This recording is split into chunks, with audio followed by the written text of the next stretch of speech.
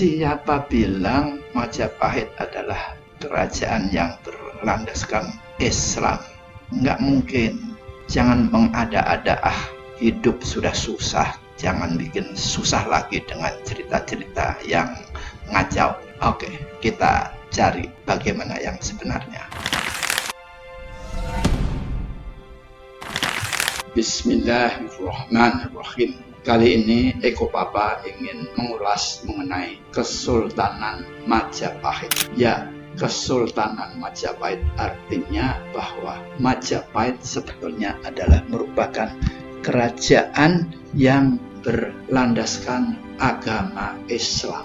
Kenapa begitu? Karena belum lama ini ada satu penelitian yang otentik yang dilakukan oleh Lembaga Hikmat dan Kajian Pijakan dari pengurus daerah Muhammadiyah Yogyakarta dan telah melakukan berbagai penelitian sosiologis, antropologis, dan beberapa data dan fakta di lapangan. Ditemukan bahwa ternyata Majapahit itu adalah sebuah kerajaan yang berdasarkan agama Islam. Pendirinya adalah Raden Rajasa, meskipun dia menggunakan nama panjang Rajasa Kertawardhana, yaitu nama Sanskerta yang sering dipakai oleh agama Hindu. Namun bukan berarti Majapahit adalah kerajaan Hindu, karena rajanya, pendirinya sendiri adalah seorang Muslim.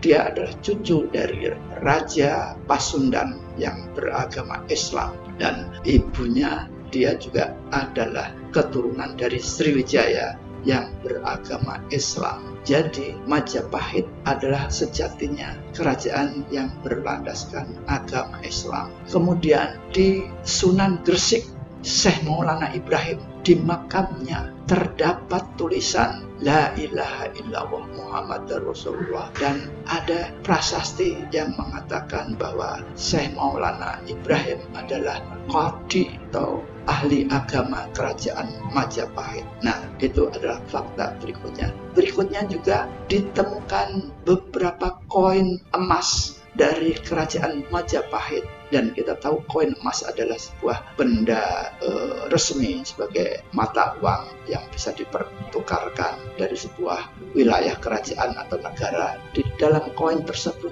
juga ada tulisan Arab La ilaha illallah Muhammad Rasulullah. Ini artinya bahwa Majapahit menggunakan koin emas tersebut, dan koin emas tersebut mengukir nama dan tulisan La ilaha illallah Muhammad Rasulullah. Berikutnya juga Patih Gajah Mada. Patih Gajah Mada, nama sebetulnya adalah Gaj Ahmada. Gaj Ahmada ini adalah kalau dari huruf-hurufnya adalah Goen dan Jim, Gaj. Kemudian Ahmada adalah Alif, Mem, dan Dal. Jadi ini adalah huruf-huruf Arab, meskipun kita belum mengetahui makna, tapi ini adalah nama Arab, ya, artinya Islam. Dan memang Gajah Mada adalah seorang yang beragama Islam oleh masyarakat, ya, barangkali secara melalui proses evolusi dari kakeknya ke anaknya, ke cucunya, ke cicitnya lagi.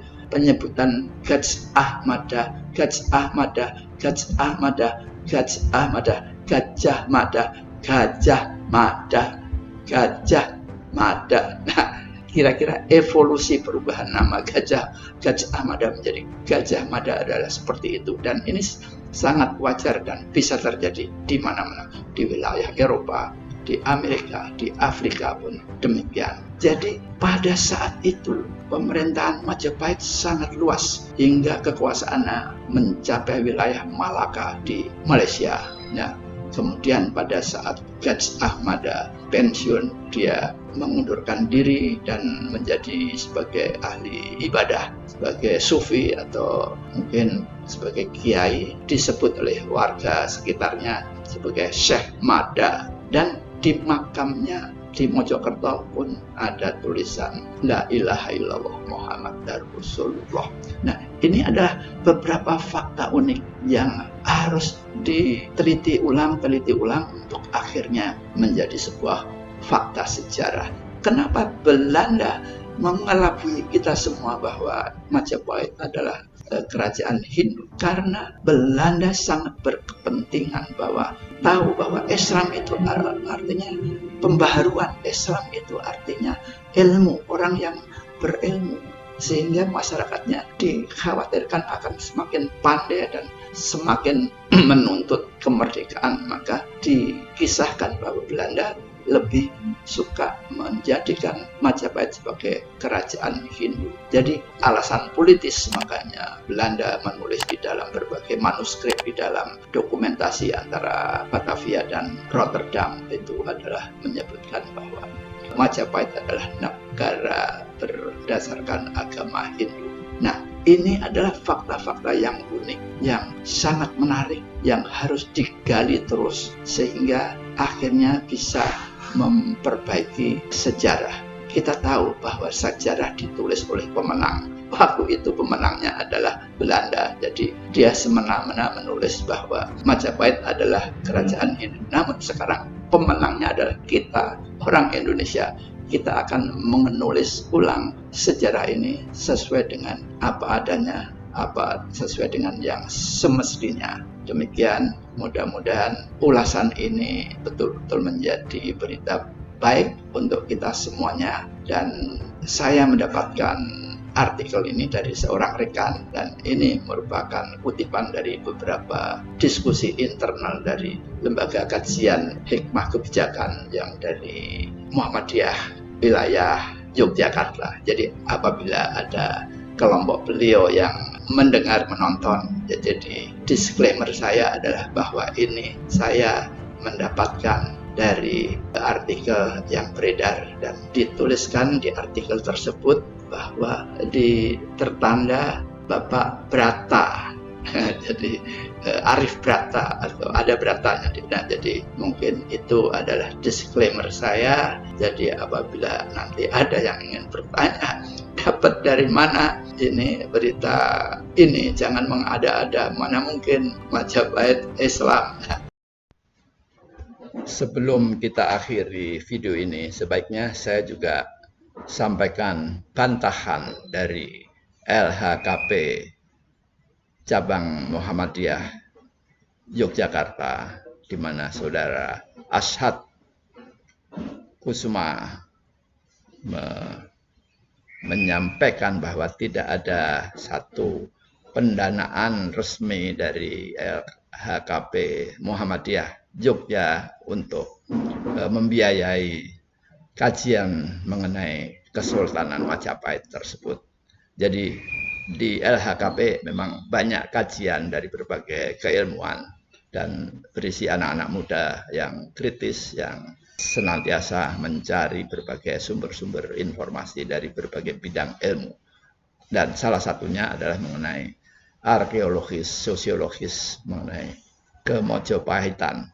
Dan berikutnya adalah ada memang buku yang judulnya adalah Kesultanan Majapahit, ditulis oleh saudara Herman Sinung. Namun Herman Sinung sendiri juga membantah bahwa isi bukunya yang ditulis pada 2010 tersebut pun tidak secara detail menyebutkan bahwa Gajah Mada beragama Islam dan Raden Wijaya Kertarajasa beragama Islam. Tidak ada penjelasan detail seperti itu. Jadi saudara Herman Sinung sendiri membantah. Jadi inilah situasinya. Bahkan ada juga lembaga lain yaitu Les Bumi NU.